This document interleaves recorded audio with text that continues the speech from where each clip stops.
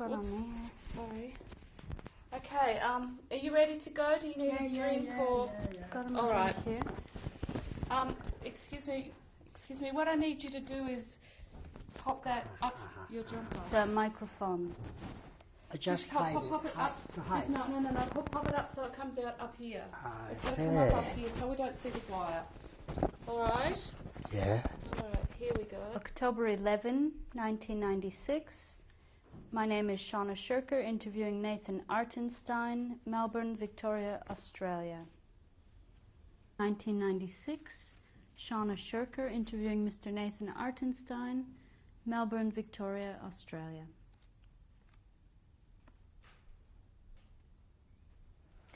Can you tell me your name? Can't tell your name. Can you tell me your name? My name. Yeah. My name is Nathan Artenstein. Can you spell the last name? I can't tell. Can you spell your last name? Nathan Artenstein. Nathan. Artenstein.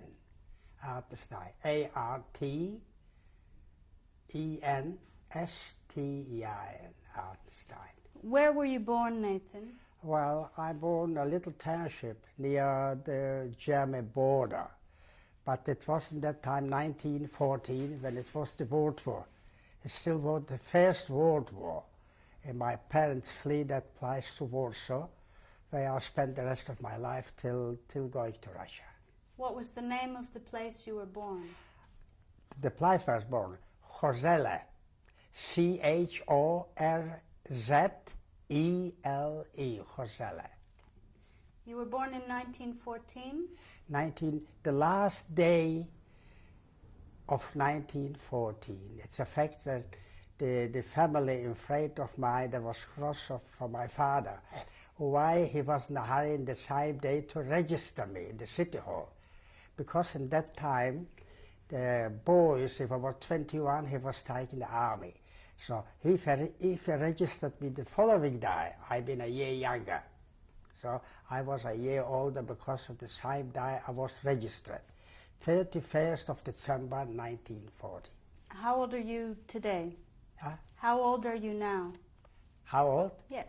It'll be end of this year, I'll be 84. Okay. Can you tell me what your life was like in Warsaw growing up? Well, I've been very active. For example, I belong, because I've been a parentage in the handbag trade, ladies' handbags, and I got to belong to a union like here. But it was much different. But in the union was a left wing, belonged to the Communist Party.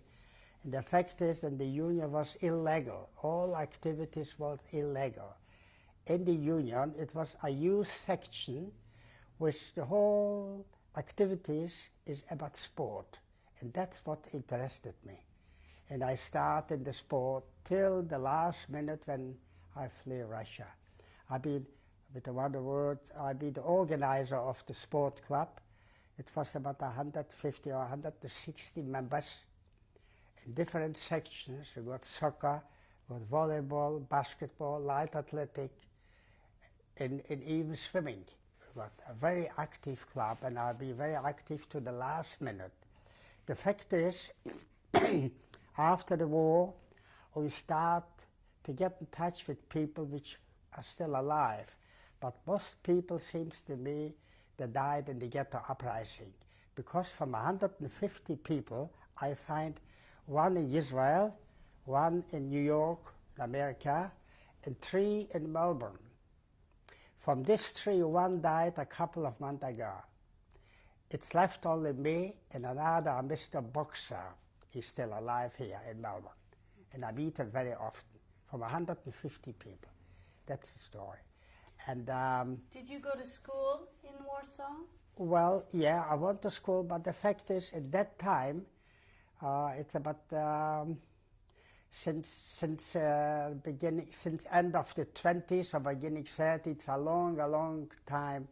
And at that time, life was much different, which if I'm telling this Australian person, he wouldn't understand, because life was very different at that time. It's so many years, it's a lifetime, long lifetime. But if somebody finished the public school, it was a big deal because people lived in very poor conditions. People has got to go to work, a parentage to bring a little money to help the families.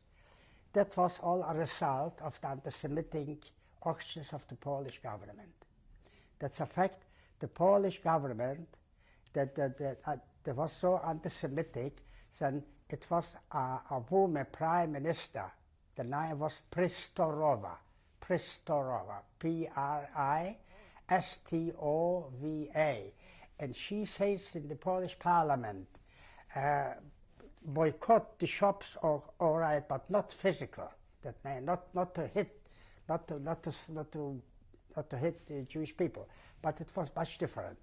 The anti-Semitic activities were so bad that the Jewish population, there was in a very low economical condition, and that forced the families, the children, boy or girl, when she finished the public school, to go somewhere to look for work as a parentage to get some money to help. I wasn't exception, but I wasn't that lucky situation that my father, when he fled from the Germans in the First World War, he says, I remember they was talking at home, they said, oh, the Germans are very nice people. It was different people in the First World War, because they might be business with them. And it wasn't bad, not anti-Semitic at all. The fact is, as in Germany, a very big percentage of the Jewish population, they're mixed marriage. Germans, German women, men, mostly. Because the Germans, that was different. And since Hitler comes to power, you know, he changed everything completely, everything went upside down. And you could say that 99% of the German population, there was 100% behind Hitler. It's enough to see the photos and films from the history, that you can see the masses when Hitler was parading in his car, in the car in the parade. It was in the millions with the high Hitler that was dying, that was ready to die for them. And the German population, they started to be anti-Semitic, violent, anti-Jewish. And as a result of this, we got gas chambers, concentration camps, and other one. How did life in Warsaw, Poland, change when Hitler came to power? When it changed? What you mean? Okay, when did it change? Well, it was in the late 30s. 1935, 1936, 37, up to the outbreak of the World War. But the fact is that the Jewish people got to pay taxes just like every Polish citizen. The Jewish people was taking the army, the Polish army. Jewish people has got the right to vote to the parliament, except economical. Not to one single Jewish man or woman has got a job from the government, like post office, telegraph, other one, electricity. No, not to one. It's a fact. And what I'm wondering, nobody talks about, because people didn't know. People have the impression it's like in Australia, like in America, like in every other democratic country. It wasn't so. The fact is, and everybody knows that the Polish citizens, former, not one single Jew has ever got a government job. You could imagine that unheard on the whole world. And I'm wondering, nobody mentioned this. It's a fact, it's very important. I remember once, two Jewish men, one was living in Melbourne, he died already, a friend of mine. He's got a job on the tramway as a tram worker, a conductor. And the whole Jewish Warsaw was talking about. He's the lucky man that got a government job. But this job lasts only weeks, 3 or 4 weeks. What I remember, winter time, it was heavy snow, in winter, it's not like here, winter time, heavy snow.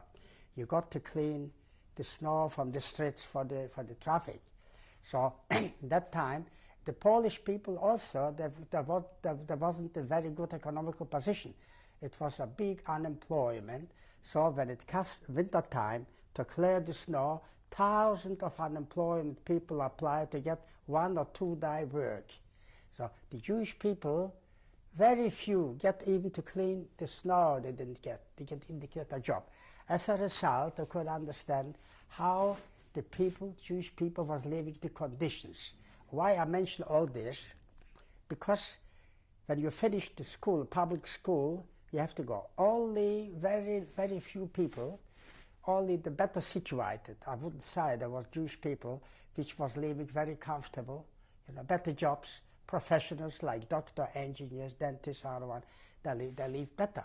Because even between the Jewish people, they got better paid, better living conditions. They could afford to send the children to the university. So we got Jewish doctors, only this. But the life between the Jewish population in the Polish was complete cut off, separate. And the same things was in Warsaw and other big towns, and in the thousands and thousands of little township that's called the shtetls, the little one. Can you tell me, was your family very religious? Well, my father, fortunately, I've been one of the luckier one. My father was, when he was in Hosele, he was a leather merchant. He was very well off, leather merchant. He's got shoes, a big store of that one. But what I remember, a funny thing is, that in this shtetl, the Jewish people makes a living of smuggling over the border to Germany and from Germany. For example, shoes in Germany was very cheap. In Poland was very dear. So they start to smuggle from Germany here. But the border, they always get caught. What the people do, they put a transport in a wagon, shoes, 1,000 or 2,000 shoes pair. But all the shoes was on one side, on the right-hand side. That's not a joke, that's true. So the customs, they got this, what to do, they put it on the auction in the bigger town. At the auction, the same smugglers bought it out very cheap for nothing because it's one nobody wants to buy. And the second time, the left shoe fell to the border in another place. It's all the life. It's comical, but it's tragic. So my father, when he fled the First World War, he fled to Warsaw. In Warsaw, I got a very nice apartment where we live since we shifted from the Hosele up to the time when the Germans occupied Warsaw, and I fled over the border to Russia. Was your family very religious? Was your father very religious? My father? Was he very religious? Religion. Well, he was very religious. That's a fact. He wears like mostly like 60%. I wouldn't say all, 50 or 60% from the Warsaw population that was wearing with a bed, and strictly religion with a special uniform, a long black coat with a special hat. But that was the custom. That was the dress of the Jewish people at that time in Warsaw. And he took an active life in a shtibel. It's not a synagogue, but like private in a private home, and the holidays and the Shabbat, they comes praying, that. Where did you live in Warsaw? Where I'm living? Well, I was living really in a street which was called Franciszkańska.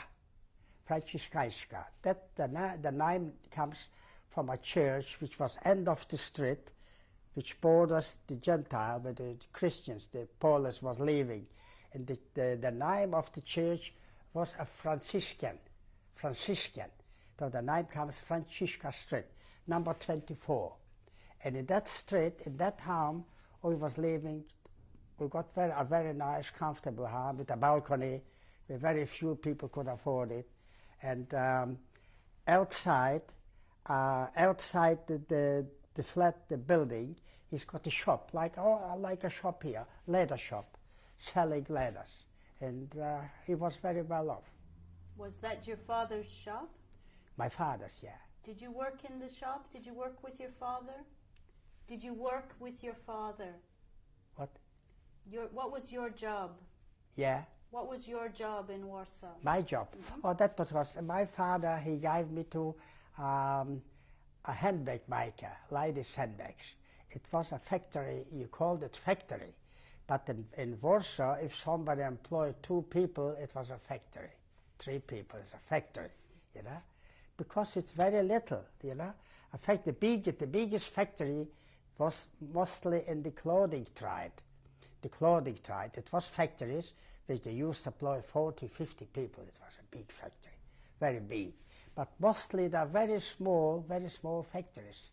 But the condition, the life conditions forced them to that, you know. And so my father sent me to a man, and I learned this, the handbag trade. And because of this learning, when I came to Australia, I was very well off. Even in Russia, a short time, I got a good life. If you read the book, I was a fashion designer, and I was like an English engineer, a big shot, really a big shot. Because it's different. The work and the conditions in Russia is different, like Europe. You understand? Because they are a kind of process work. I work the whole 8 hours and might do one thing, nothing else. So I start that way. When you were living in Francesca Street, who was living with you? Then How many people lived in your flat? at my home, it was father, mother, Can you tell me everybody's name? everybody's name. Yeah, my father, my mother, my oldest brother Felix, What's the name of your parents? my father, Mort Caleb, Okay. Mort Caleb Artenstein. My mother was Sarah Surele Okay. Artenstein. The oldest brother was, his name was Zelig, but they called him Felix. Felix. And then comes my sister, the only sister, it was Helen. And then comes a younger brother, Herschel. And then comes me, Nathan. And the youngest was Naphtali. Was your family very close? Was your family very close? Oh, very, very close, very, very close. It never happened. A Saturday, a dinner, or Saturday dinner, or any holiday, not to one person was missing. That was strictly, the whole family has got to be on the dinner table, strictly together, strictly together. Did your family discuss what was going on in Germany and in Poland? Oh yes, I've heard, depends when, that after the First World War, I was born 1914. I don't remember, but in the later year when I've been a youngster, I've heard talking. So between people and neighbors, they talk about the Germans not in a bad way. It wasn't the same Germans. The Germans, the good people, make good business. But my father was cross for the Germans with the one thing, said, why they are love to make mixed weddings. The Jewish people shouldn't mix with the Germans. They should marry Jewish people. It was very close for them. You know? The only thing, but otherwise, in that time it was much different. When it started, what I remember, if I didn't make a mistake, it was in 1936. We've heard that the Germans, they gave 24 hours, about 20,000 Jewish people to leave Germany. Otherwise, they will be put in a camp, a concentration camp. Well, what was wrong with them? There was Polish citizens, but for years and years they was living in Germany. And because of Polish citizens, I get out of it. And 20,000 people flooded, but the Polish government didn't let them in, because there wasn't any Polish citizens anymore. So there was left in no man's land. And then quickly we started an auction from the form committee, to help these people, otherwise they were starving to death. And then comes interventions, and slowly the people was let in. It affected the same people later on, when the Germans occupied, they perished in the camps, like everyone else. Did you have a girlfriend growing up? Well, that's the point. I was too busy in my sport club to have a girlfriend. But once upon a time, I was in a club which was called the Stern Club, which belongs to the left, the Mapam policy. And in that club, they was looking for an instructor of gymnast for a group of girls. When I applied, I got the job. I didn't get paid. At that time, nobody get paid. It was voluntarily. It was to be proud again. I started gymnast. Once upon a time, 2 girls comes plus. One a very skinny girl, a very nice girl, with a girlfriend, fat one, just opposite. And the skinny girl, I started to like it from the first look. And she was leaving not far when I was leaving. It wasn't Warsaw like Melbourne side, you have to get a car, otherwise it's too the distances. It was very close by, 10 minutes, 15 minutes, 20 minutes the most to walk, and you walk from one end to the other one. But still, I gave her a lift. The girl's name was Tula, T-U-L-I, my present wife of so many years. And so we started to go out. And that was 1 year before the outbreak of the Second World War. That was in 1938. Comes summer, 1938, it was holiday, the children's holiday, and, which is different from Warsaw to Melbourne, because in the hottest days summer, it's July, August, where the holidays are in Poland. July, August, the summer does. So we went to in holiday with a Jewish group, not far from the Polish-Latvian border, that was a big like over there. Just in that time, the Second World War was out. But luckily we got the leader. He was a very, very active man. He ran to Warsaw, and we was lucky to get ticket in the train with the last train, because all the trains was requisited from the Polish government for the army. War breaks out. Or we come in the last minute, but we wasn't married yet. It was just boy and girl. And before fleeing to Russia, I come up to my girlfriend's home. Was the mother? The father wasn't in. The father was working in business in Argentina, and there was left the family. Was the mother, my Tula's sister, and a brother. I went up to them and to say goodbye. She gives my hand and she says to me, "Nathan, give me your hand and promise before you go to Russia, across the border, you take marriage like a Jewish couple. I want a chuppah like every Jewish people." I promised them. When we fled Warsaw, we come to a big Polish town, Białystok. That town, there was the Russian part, between the Russian and the Germany, it was an agreement to split Poland in two. This time, where the Russians war belongs to Russia, this time belongs to Germany now. Yeah. So we come to that town, which was right not far from the border, and it was flooded from tens of thousands of refugees, which they flee, the shtetl, little villages, hamlets, and towns, small towns, big towns. And it was flooded. Nowhere even, all the halls, the school halls and everything, it was full with people sleeping with children on the floor. I was the lucky one that I remembered a neighbor of mine. He married a girl from Białystok, and we went to aim. Oh, he took me off, me and Tula, and we was leaving more than a week's time. And then it comes, a Russian commission comes from Russia, deep Russia, the register people which want to go to Russia. We registered in the first place, but we got to wait till it comes the time to depart. In the meantime, the people they all was leaving, his name was Warszawczyk. It's a difficult name, Warszawczyk, I still remember. And he organized the wedding with a rabbi, with everything. They cooked fish. Where they got fish, I don't know. Fish, wine, and challah, and everything. But to get 10 witnesses, 10 men, wasn't difficult, because it's so many people hungry, they know that they come, they will get to eat. You could get 100.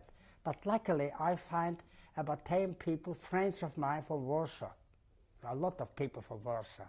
And they made this wedding, and I was happy. I got a marriage certificate, like a ketubah, with 2 lions front, printed in Hebrew, and this side. Thanks to that, I got trouble. I was nearly shot as a spy because of this, the Russians. And so I keep this in the pocket, and we went to Russia. We went to Russia with the second. What I didn't like is we was traveling not in like a passenger wagons, but it was wagons like for cars, nothing inside.